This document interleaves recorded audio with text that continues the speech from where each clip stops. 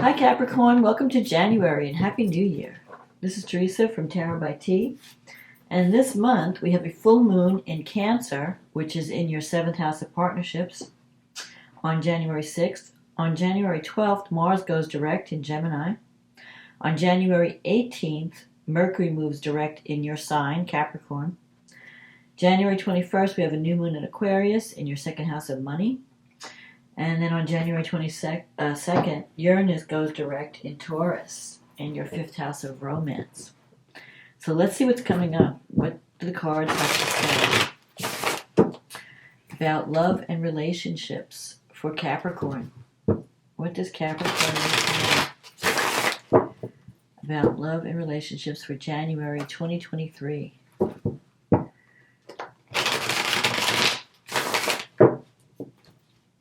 What does Capricorn need to know about relationships for January?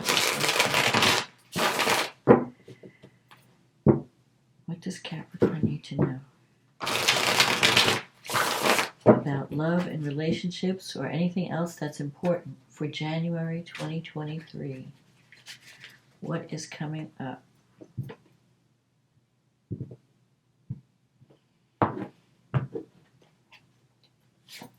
The Wheel of Fortune,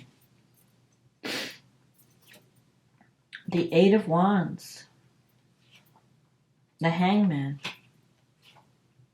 the Seven of Swords, the Ten of Wands, the Strength card, the Four of Swords, the Page of Cups, the Four of Pentacles, the Temperance card, and the card at the bottom of the deck is the Ten of Pentacles.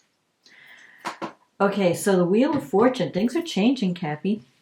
And the Eight of Wands, that's doors opening up, opportunities, things, travel by air. It could also be the Arrows of Love. I feel like messages are coming in this month, especially because you have this Page of Cups energy. You might be giving something up for something better this month, or you're at least thinking about it, because you have the Hangman here. I feel like you've been in a state of stagnation where nothing is moving. The Hangman energy is kind of like that. It's kind of telling you need to be patient. It's a lesson in patience. And it's also about seeing things from a different perspective. But it also is about making a sacrifice, giving something up that you're not totally ready to give up, but there is something better on the horizon that you could be moving to. And I feel like that could be part of what's going on. So you have the Seven of Swords in the recent past. There could have been someone in your life that was not totally honest with you, or you had like a hidden agenda, maybe selfish. Someone who was just using you for your, taking advantage of your kindness. And I feel like that burden is coming to an end because you have the Ten of Wands here. You've been carrying this heavy load, this heavy burden. You might have been dealing with someone that needed a lot of help because the Strength card is here. Someone who pushed your buttons. And you're learning not to react. You're learning to help someone through a difficulty without getting involved, like without letting them upset you. Because the Strength card is about, if you look at this card, it's about controlling your emotions. So this could be, you could have been dealing with someone who had a problem with controlling their emotions, like going to extremes of emotion. Maybe they even had anger issues, like they didn't know how to get their needs met without having a major come apart. Some of you could be dealing with a Leo person. But you have you've got also water energy here. Anyway, with the Strength card in the reading, I feel that if you're having any kind of problems in a relationship, counseling could help, or learning how to manage your emotions, not go to extremes of behavior or extremes of emotion. And if that's not you, it could be your partner. Where that person learns how to communicate in a healthy way, learns how to release anger in a healthy way. I feel like you've been working really hard, and you need rest. This Four of Swords energy is here. So I feel like this relationship could have drained your energy. And maybe you decided to take a break from it. Like, I need a break from this. And you might even be thinking about, maybe I need to move to see what else is out there, because there could be a relationship that's making heavy demands on you, or that has been. If you're moving away from a relationship, you could be moving towards someone who can offer you the stability and the security you're looking for. I feel like you're wanting someone that has your back in a relationship, not where you're always the one providing everything. The Ten of Pentacles is the wealth card. So you're focused on financial security, but it's also a card of like having a happy home, feeling secure, feeling like, okay, we're both working together so that we can have this home and we can have this family. And it's not you carrying the whole load, where you're like doing everything and the other person's not doing anything. We're not sharing the weight. Because especially with the Seven of Swords energy, that's sometimes a card, it's the thief energy.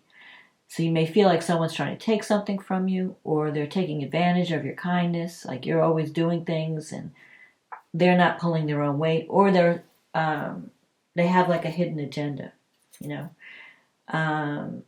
Sometimes the Seven of Swords comes up when you don't want to face the reality of something, where you keep sweeping things under the rug. So if you're trying to communicate to someone like, hey, we've got this problem, and they're like, oh, no, don't worry about it, it's okay, and they keep brushing it off because they don't want to deal with this, what they need to deal with.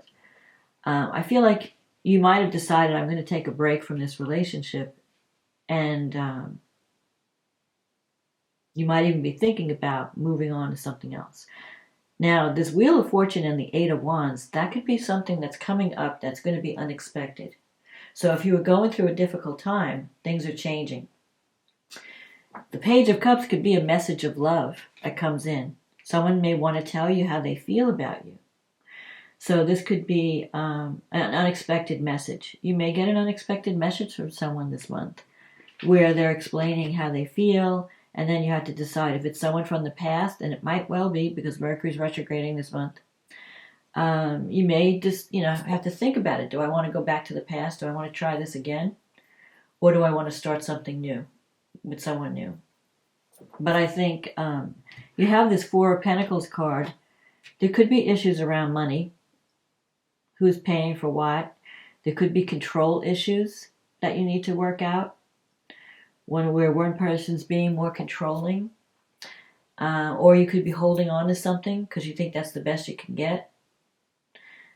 Or the other person could be. The final outcome is the Temperance card. Now this is a card of finding, another balance card, another card of finding the balance. It's, two people who really get along well, but they're very different. So you have to kind of learn how to compromise in a relationship. So I think if you're having a problem with someone, the way to solve or to save the relationship is if both parties are willing to see things from the other person's perspective and be willing to compromise, be willing to meet someone halfway. If you can do that, and it might not just be you, it might be the other person that has to also learn how to do that, I feel like you could create something, you could salvage something. And counseling could help. When the Strength card comes up, I feel that one of you it might help to have some counseling, and that could help create this balance. It could help teach this person, or teach both of you how to communicate your needs and how to get your needs met in the relationship. Because sometimes with the Hangman, it's like you're making this sacrifice. You might have been sacrificing a lot for this relationship. But you have the Ten of Pentacles here as one of the outcomes. So if you decide to move on, don't feel like you have to stay with something that's not working, I guess is what I'm saying. Because I feel like there's going to be new opportunities for love coming up. So if you can't make it work with a current person, you might be able to make something work in a better way with someone new. And when that happens, when you make that decision, it may happen quickly. It may be unexpected. You just meet someone and the feelings start to develop, and then you decide what you're going to do. And especially with this Temperance card, this can relate to the Archangel Michael. So you may feel called to go in a certain direction. Follow that calling. If you're feeling in your gut, I need to do this, trust your gut and take action. But I feel that there are going to be some changes this month in a relationship. And it could even involve you leaving one relationship and moving on to someone new, to a new relationship that can be, and if that can be very exciting. And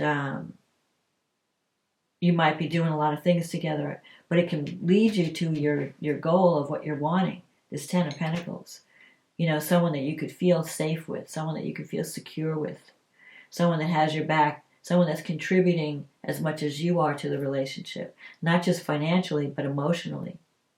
Because I feel like you could have been dealing with someone who was a little bit on the immature side and not really being, just being immature about the relationship, not taking responsibility for themselves and their actions, not willing to, step up to the plate and either commit or do the right thing or, behave like an adult. So whatever the case is, since this is a general reading and it can, I'm trying to get the different meanings out, whatever you decide, I think you're going to wind up in a good place with this Ten of Pentacles. So don't be afraid of the changes. And don't feel like, I feel like take the time you need to recharge and rest, because you can think more clearly that way. And get ready for some surprises. That's all I can say. I think there might be some surprise developments in love, some surprise developments, some surprise communications. So let's see, like you may hear from someone out of the blue that you never thought you'd hear from. Let's see what the angel cards have to say. I just messed them all up. Oh my God. All right. Let's pick a card, any card. Prayer.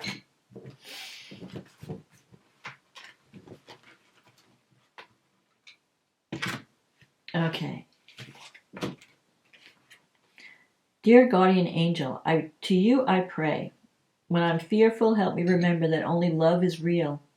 When I'm lost, help me find my way. When I'm confused, help me to regain clarity. When I feel lonely, help me to feel your loving presence. Where I perceive chaos, help me to see the order. And thank you. So here, I feel like if you call out to the angels, they will help you. They will give you guidance. You have this Archangel Michael card in here. So don't be afraid to ask for help if you need it. Ask for guidance. And then listen, meditate, quiet your mind, and listen for the answer. Because I always say that prayer is talking to God, and meditation is listening for the answer, and listening for that inner voice of guidance, your divine guidance. But things are changing this month, that's for sure. So let's see what the astrology has to say. You have a full moon in your 7th house. So the moon's in the 7th, the sun and Mercury and Pluto are in your 1st house. So you're coming into your power with Pluto, and you've been, it's been a long journey where you're becoming empowered. You're learning how to take charge of your life. You're learning how to deal with people who abuse their power. And the sun is conjunct Mercury. So maybe you're ready to speak up. Maybe you're ready to communicate and take action. I feel like with the moon in the 7th, you could be dealing with someone who's very sensitive. Maybe if someone who's afraid of rejection. Someone who can be very emotional. But something is being revealed at this full moon. And you have an opportunity to clear things up, to see things clearly, to communicate, to talk about what's bothering you, and try to fix things. Uranus is in your 5th house, and it's in favorable aspect to this full moon. So the sun is trining Uranus, the moon is sextile Uranus, and it's also the North Node is in is in Taurus, in the 5th house. So the 5th house is the house of romance and unexpected developments. So there could be an unexpected new romantic interest or developments in a romantic relationship. You might have a sudden opportunity for more fun in your life this month, especially around the full moon. You might realize, hey, you know what? I've been doing all this work. I've been working. There's no work, all work and no play. It's time for me to make time for fun. It's time for me to make time for relationship, especially if you're not in a relationship and you've thrown yourself in your work and you're just focusing on finance and security issues. with this full moon, someone might reveal their feelings to you. You might find out that someone is wanting to date you if you're not in a relationship. The fifth house also relates to children, so there could be some unexpected developments around children, where you might want to communicate and resolve things around a child, some issues. Venus is in your second house, so it's bringing money in. When it moves into Aquarius, Venus has been in Capricorn, so you've been looking really good. Well, Venus is in Capricorn in your first house. It brings more beauty. You're more charming, you're more attractive. People are seeing you as more sociable. Now she's moving into Aquarius, so she's bringing money. You have Saturn in Aquarius. Saturn's been teaching you lessons around money, but he's going to be moving out into Pisces in a couple of months. So Venus will bring abundance. If you're doing the work and you've been working hard, Venus can bring the reward. You also have Venus trining Mars. Mars is in your sixth house. It's been retrograde in your sixth house since August, and it's going to go direct this month with Mercury. So things that have been stagnating in a career situation or a work situation are going to start to move. And maybe you might get a promotion or something where you're making more money. You might get a raise. Or if you're looking for a new job, you could find a job that's going to offer you a better salary. So as soon as Mars goes direct, you'll find you have more energy around your career and your work environment. Mars will be in Gemini until March. So you've been working really hard. You have been. You've had a lot of responsibility or a lot of work to do since Mars went into Gemini. And normally Mars stays in a sign about 3 weeks, maybe 6 weeks. But because it went retrograde and everything, it's been there 6 months. So it's major. So there's going to be some major shifts in your work environment. You're going to be able to put down some of the burdens once Mars moves out of Gemini and into Cancer. Then it'll be in your seventh house. But then you'll see the rewards for all your hard work at that time. Jupiter is in your fourth house. It moved into Aries it was in Aries at the beginning, like May, June, and then it moved back into Pisces. It was retrograde. Now it moved forward, and it's now in your fourth house. So this is a great time to work on your home. Finding, if you're thinking about moving, you can find the perfect place. If you're thinking about fixing up your home, making it more brighter or lighter, you might be thinking of ways that you can improve it. You might have more activities going on at your home. You have Jupiter, and you also have Chiron there. It's a good time to heal some family wounds. Maybe you'll be communicating with family members, and come to some type of healing around those issues. Jupiter brings opportunity and abundance. And Mars is sextiling Jupiter at this time. So if you're ready to launch something in terms of work, you might be working on a project from home that's going to lead to greater abundance and opportunity down the road. When Mercury goes direct, you can clear up any miscommunications, any confusions. Now, the best way to use the Mercury retrograde, though, right now, and it's in your first house, is to reinvent yourself. Look at how do I appear to the world, and how do I want people to see me, and how am I communicating? Does my communication style need to be adjusted? Because when Mercury retrogrades, it's great to go back and redo something. So look at your image, look at the way, work on those areas. How can I communicate my needs better? How can I work on being seen, in a better light, and the way I want to be seen by the world? Because your first house is like the way the world sees you. It's also your physical body, so it could be taking better care of yourself. But Mercury will go direct on the 18th. Mars goes direct on the 12th. And then we have the new moon in Aquarius, which is going to be in your second house of money. And it's going to be very close to Pluto, which is at the very end of Capricorn right now. So the new moon is like one almost 2 degrees Aquarius, And Pluto's at the very end of Capricorn, so it's an out-of-sign conjunction. So you can make some positive changes. There could be a new beginnings in the way you earn money, new beginnings in the way you value yourself, and you're not going to settle for less. So if you're looking for a new job or a new career opportunity, you could land a job that pays very well. So don't hold back. Don't settle for less than what you deserve. This new moon energy can really help you. So if you feel like things have been stagnating in your career, like I'm not making enough money, I'm not getting rewarded for the work I'm doing, wait for this new moon. Right after the new moon, you might see some developments in a positive way. You have Venus and Saturn. Venus is coming together with Saturn. So if you're signing any contracts with someone, or you're making a commitment that has to do with money, finances, it'll be in place for a long time. It's time to get really serious about your money. Like how am I investing my money? Am I earning enough? Am I getting paid enough? Am I getting the love I deserve? If you connect with someone with this Venus-Saturn aspect, it could be someone where there's an age difference. It could be someone who's more mature, who's ready to make a commitment. So you could be connecting with someone that not only is going to bring security, financial security, but also emotional maturity to your life. Mercury is in the first house. Okay, we already went over that. But it's trining Uranus and the North Node in your fifth house. So I think there could be some new romance. You may hear from someone, or maybe you yourself may reach out to someone. If you're thinking about reaching out to someone, this is the time to do it.